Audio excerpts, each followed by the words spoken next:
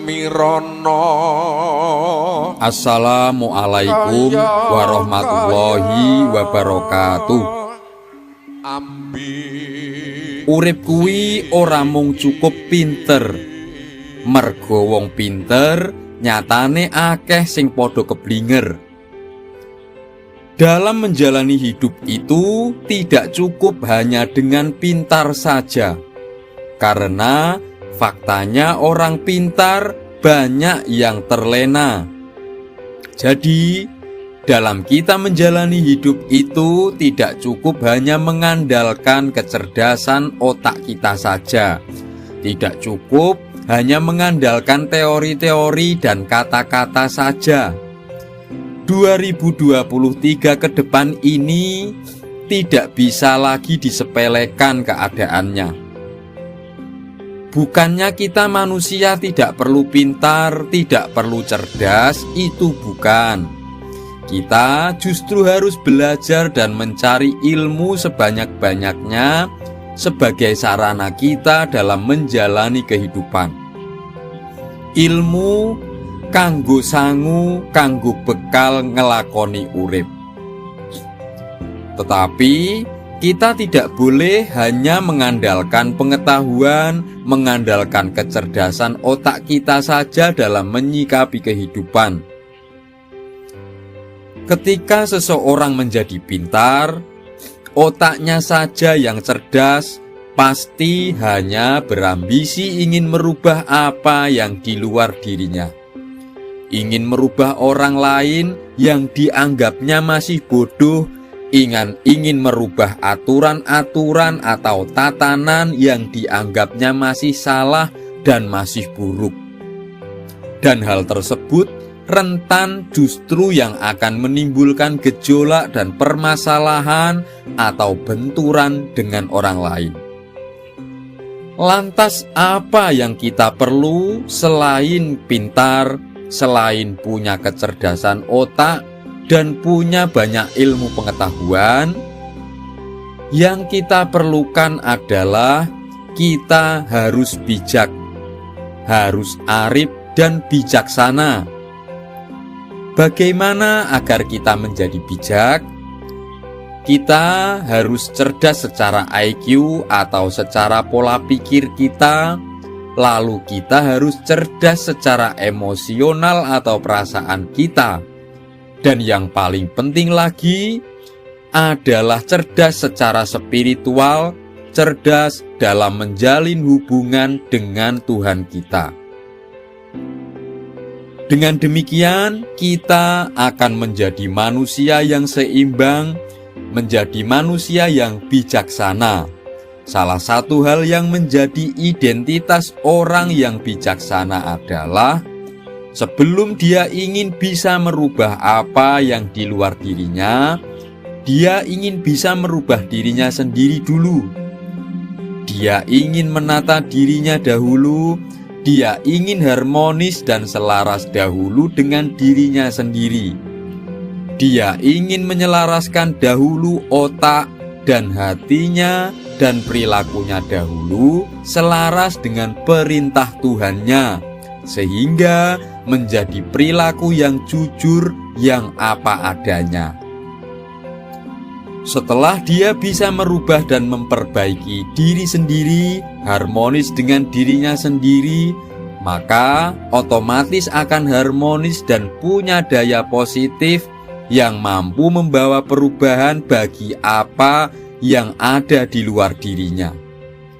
Makanya dalam ajaran Jawa itu ada olahraga atau olahraga untuk membangun kesehatan jasmani, olah rasa atau olah rasa untuk membangun emosional atau perasaan kita, ada olah karsa atau olah karsa untuk membangun kecerdasan nafsu atau keinginan-keinginan, ada olah jiwa untuk membangun kecerdasan spiritual keagamaan kita atau hubungan kita dengan Tuhan.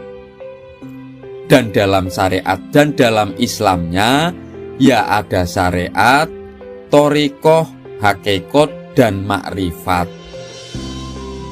Lalu apa hubungannya dengan tahun 2023 ke depan? Ada firasat dan prediksi dari para ahli bahwa setelah memasuki tahun 2023, di 2 hingga 3 bulan nanti adalah awal-awal yang sangat berat. Dan jika kita tidak bijak dalam melangkah, tidak mengambil langkah yang tepat dalam menyikapi persoalan-persoalan yang terjadi, maka akan membuat kondisi kita semakin parah dan semakin susah. Terus, bijak yang bagaimanakah yang harus kita lakukan agar tidak memperparah kondisi kita nantinya? Yang pertama, kita harus tahu diri. Artinya, kita harus mengenali dahulu siapa diri sejati kita, mengenali asal-usul kita diciptakan, lalu mengetahui bagaimana proses kita diciptakan, dan lalu dilahirkan ibu kita. Setelah itu mengenali bagaimana sifat-sifat jasmani kita, lalu mengenali nafsu-nafsu dalam diri kita, mengenali juga jiwa atau ruh kita itu bagaimana, mengetahui juga apa tujuan kita diciptakan di bumi ini. Mengapa kita hidup dengan bernafas? Siapa yang memberikan kita nafas? Dengan kita tahu siapa diri sejati kita, maka selanjutnya kita baru akan bisa mengenali atau tahu siapa Tuhan kita. Mengapa kita perlu menyembah Tuhan? Mengapa kita harus kembali kepada ajaran Tuhan? Dan dalam Jawa, mengenali diri kita, asal-usul kita, asal-usul alam semesta itu dinamakan ilmu sangkan paraning dumadi atau ilmu asal muasal atau asal usul kejadian, atau juga ilmu mengetahui tentang asal usul penciptaan. Dan selanjutnya yang agar kita menjadi manusia yang bijak, yang kedua adalah kita harus selalu hidup selaras dengan ajaran Tuhan, sesuai agama dan keyakinan kita masing-masing.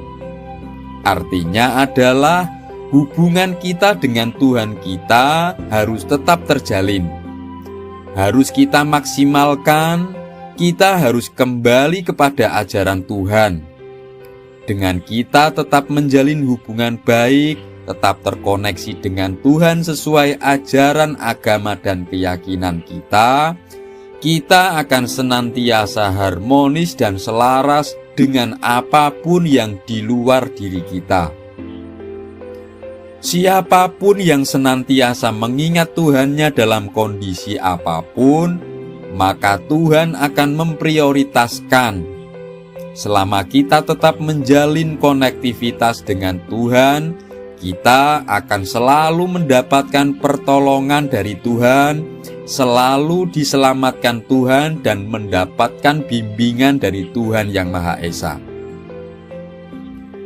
Itulah kedua cara agar kita menjadi manusia yang bijak dalam mengambil sikap dalam menjalani kehidupan, agar kita tidak salah mengambil langkah dalam menghadapi kondisi yang sangat sulit sejak nanti tahun 2023 ke depannya, agar hidup tidak semakin susah, semakin payah, dan semakin parah.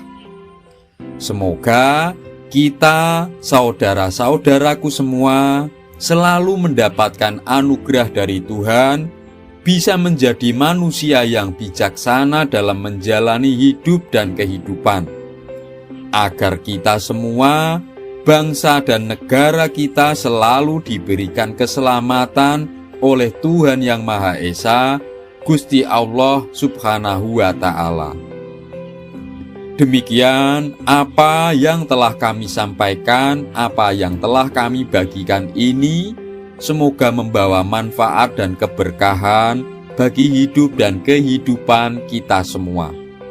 Keselamatan, kesejahteraan, dan keberkahan semoga senantiasa terlimpahkan untuk kita semua.